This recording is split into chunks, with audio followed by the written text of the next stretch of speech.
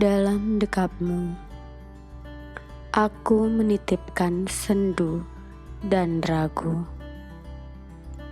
Dalam pelukmu, aku serahkan sejuta pintaku. Agar kamu tahu satu hal, satu dari 1000, aku mau kamu.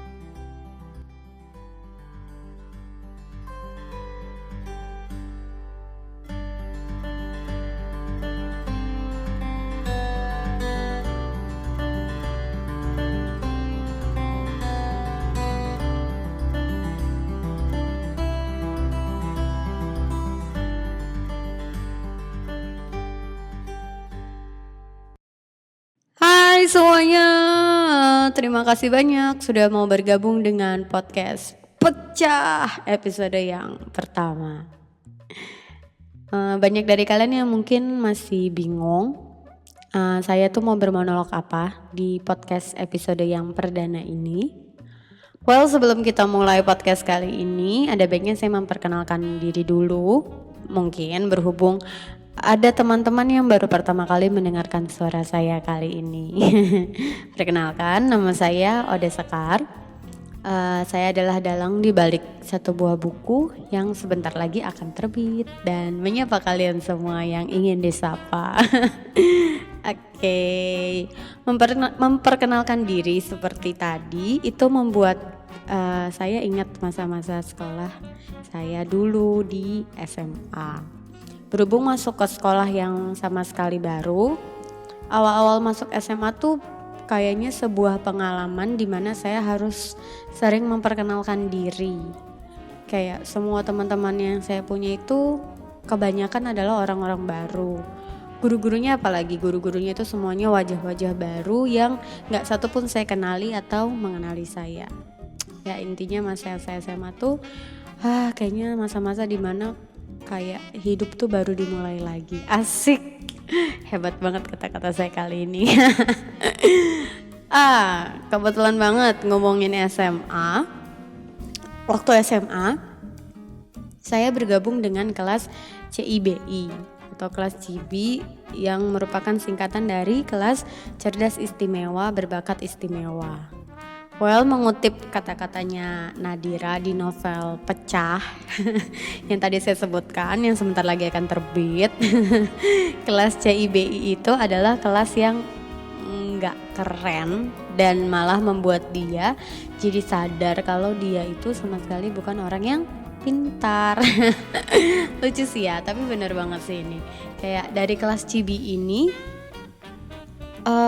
saya ingat banget saya jadi berkesempatan untuk diajar sama salah seorang guru bahasa Indonesia yang luar biasa banget hebatnya. Nama beliau adalah Ibu Lis. Halo Ibu Lis kalau mendengarkan. Ibu Lis ini memang bukan orang pertama yang mengajar saya bahasa Indonesia dan memperkenalkan puisi pada saya gitu. Tapi setelah diajar oleh beliau, puisi-puisi itu tuh jadi lebih bermakna buat saya. Hebat lah pokoknya. Kalau puisi itu sendiri apa sih sebenarnya? Menurut KBBI, Kamus Besar Bahasa Indonesia, puisi itu adalah ragam sastra yang bahasanya terikat oleh irama, matra, rima, serta penyusunan larik dan bait. Jadi kayaknya semua ragam sastra dengan kriteria-kriteria yang tadi sudah saya sebutkan itu bisa disebut sebagai puisi. Kalau nama-nama pujangga terkenal mungkin yang akan langsung terlintas di kepala orang-orang Indonesia itu adalah Chairil Anwar dan Sapardi Djoko Damono. Bener gak? Ya dong, karena sepertinya puisi-puisi mereka itu cukup lekat dan dekat dengan masyarakat, bahkan untuk orang-orang yang gak terlalu mendalami dunia kesusastraan.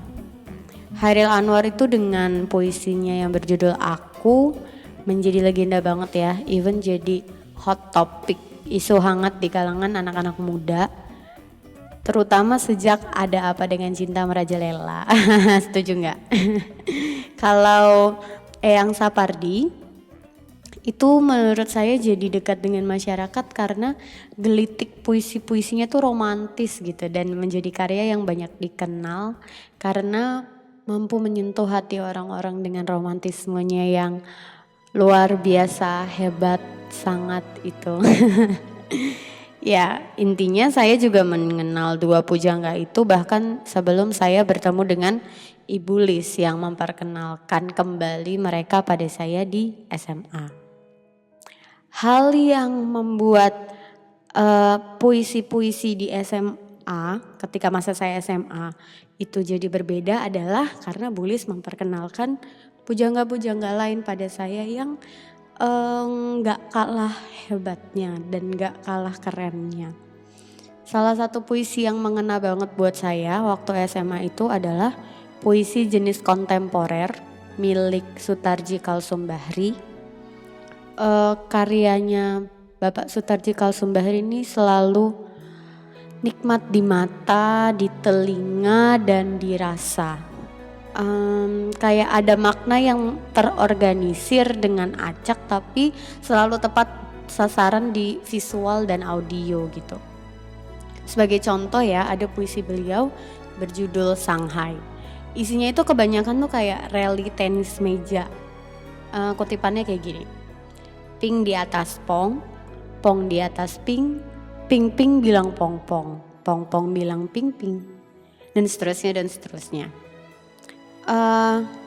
Waktu mendengarkan itu tuh ada perasaan seperti meledak-ledak penuh kepuasan setelah menikmati puisi Sutarji. Saya ingat banget, enggak ingat banget sih, tapi saya ingat juga lagi Bu Lis pernah bercerita pada saya bahwa salah satu puisi buatan Sutarji yang berjudul Amuk itu dibuat Sutarji ketika beliau sedang duduk di teras rumah dan melihat istrinya berkebun.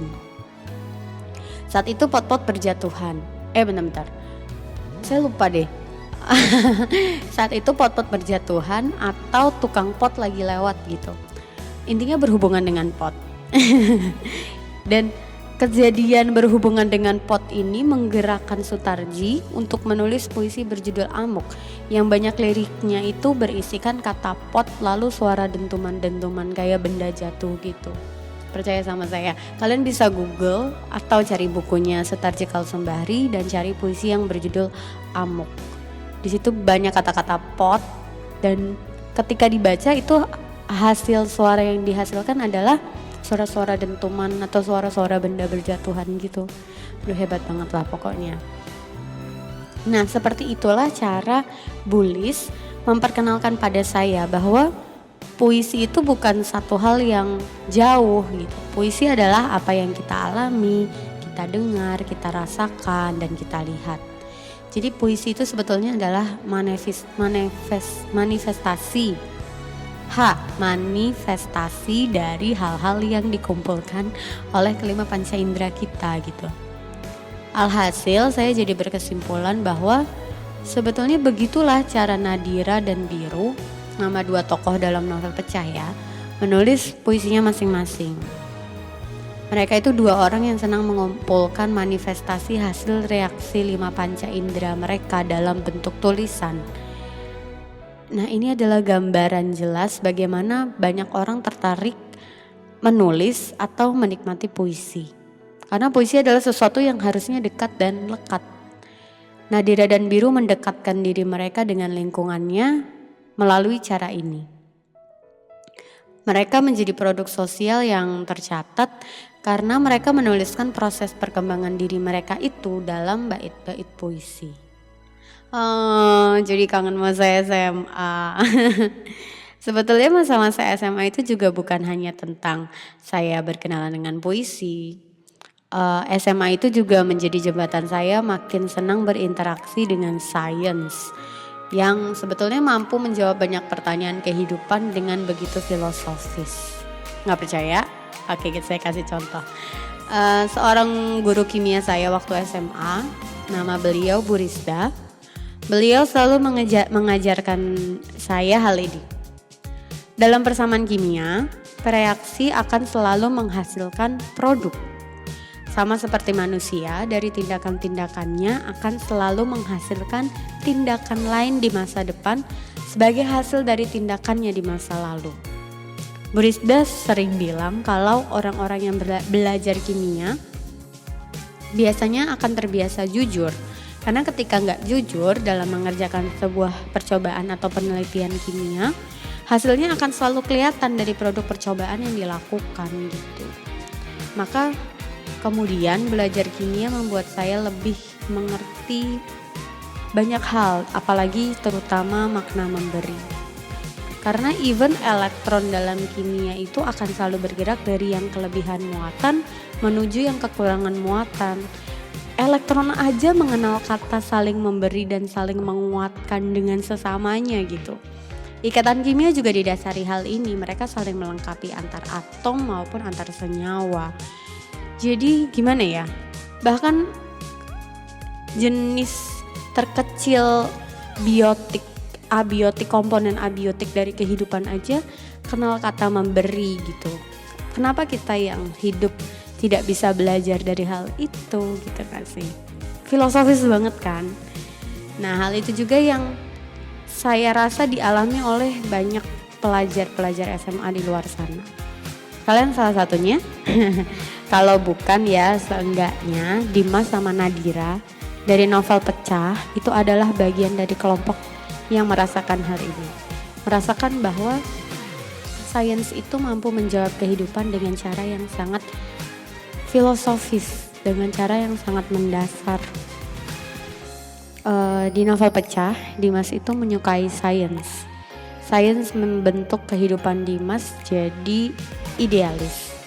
Nadira sendiri di samping kepalanya nyastra banget, sangat sastra. Dia itu sebetulnya juga sama seperti Dimas, merasakan peranan besar sains dalam kehidupannya. Di mata mereka berdua, sains itu bukan lagi hanya pelajaran belaka. Ilmu pengetahuan alam udah menjadi sarana mereka mempelajari filosofi kehidupan. Bahwa hal-hal yang dekat dengan kita aja bisa dimaknai lebih dengan bantuan kacamata sains. Oke, puisi dan sains ternyata lebih luas lagi dari itu ya teman-teman. Kalau kita pikir-pikir lagi. Masa SMA juga ternyata menyimpan banyak hal yang lebih dalam daripada sekadar datang ke sekolah, main, belajar, hahaha, ekskul, cari pacar, falling in love, pusing ulangan gitu kan, pulang, besoknya berulang lagi tuh dari awal, dari datang ke sekolah, main, bla bla bla bla bla. Masa SMA tuh kemauan lebih besar lagi spektrumnya dari semua hal remeh-temeh kayak gitu. Kalau SMA kalian gimana? Yakin masih biasa-biasa aja setelah denger ini? Oke dan semoga episode perdana podcast Pecah ini bisa menemani kalian merenungkan kembali tentang masa SMA yang sudah, sedang, atau akan teman-teman jalani. Bahwa masa SMA itu akan menjadi masa yang selalu kalian kenang karena memang masa SMA adalah masa-masa dimana kehidupan baru itu emang bener baru dimulai gitu. Emang dimulai kembali kehidupan yang baru. Oke, sekian dulu episode untuk Pecah yang pertama. Sampai jumpa lagi di episode berikutnya. Tetap nantikan novel Pecah ya. Tetap ngiklan. Oke, see you soon guys. Bye-bye.